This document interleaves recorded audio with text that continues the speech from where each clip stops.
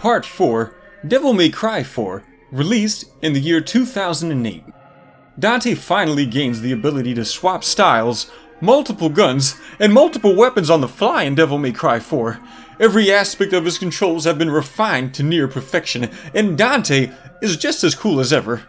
Unfortunately, before you can play as Dante, you have to beat the first 2/3 of the game as a teenager whose big boy hair grew in so recently, if you listen closely, you can still hear his balls dropping. While Virgil was so obsessed with power that he only ever busted a nut in a Sparta groupie because she offered to polish his sword, his son Nero is so obsessed with hot dry ginger gash that he constantly calls out his waifu's name, like some crappy shoujo anime protagonist. Every fucking 5 seconds he's screaming out, "Kyrie!" Oh, I'm sorry.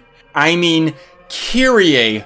Yeah, that doesn't get annoying when you hear it screamed 50 times in a row. You might be fooled into thinking Nero's obsession with this brainless receptacle of penis and testicles was meant to parallel Sparta's love for Dante and Virgil's mother, but in reality, Nero's need to mooch the cooch is 100% fueled by the fact that his demonic oven-mitt hand makes jerking off about as fun as thrusting into a bag of corn chips or playing Devil May Cry 2!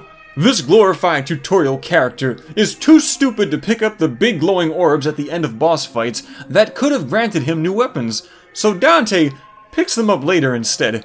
Nero wields a single sword with a lawnmower engine duct taped to it. Sometimes you can activate special moves by timing the pull of a trigger to coincide with a successful strike against an enemy, but triggers aren't exactly designed for precise timing, so good luck getting it to work consistently. Nero also carries one gun that has no stopping power and is made completely useless by his vending machine sticky hand that lets you swing enemies over your head like a retard who caught a cat by the tail. While there's some fun to be had while playing as Nero, he's just a pretender to the throne. Unfortunately, by the time you reach Dante's campaign, you've already seen pretty much everything the game has to offer. You literally run through Nero's levels in reverse and fight bosses that Nero was already supposed to have killed.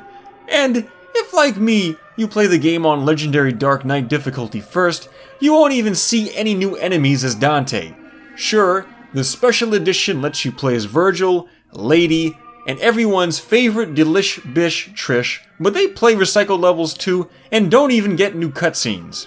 You would think that since Trish and Lady are supposed to be doing important things off-screen during the main campaign, that should get to play those moments, or at least get to watch the two of them les out. Don't get me wrong, I genuinely like Devil May Cry 4. It is one of the best looking and performing games ever made. I just wish it had a little bit more meat to grab onto.